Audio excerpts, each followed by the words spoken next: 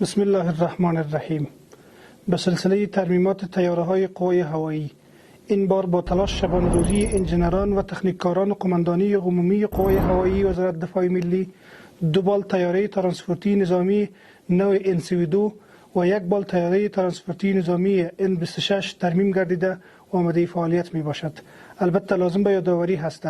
با تلاش فراوان بخش‌های مختلف قوای هوایی وزارت دفاع ملی تا اکنون بیشتر از 60 تا طیاره بالثابت و بالمتحرک ترمیم گردیده و آماده خدمتگزاری می باشد. جوړ بکړو هیواد هیواد ښکلی د جنت بشار ورځي ورته خوشاله ورځي ورته خوشاله وبخپل وطن وطن وبخپل وطن وطن دا مو پیمان دا مو پیمان دا مو پیمان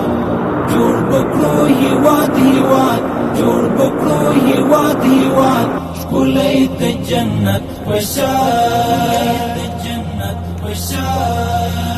وزي ورته خوشاله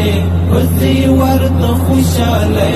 نو بخپل وطن وطن نو بخپل وطن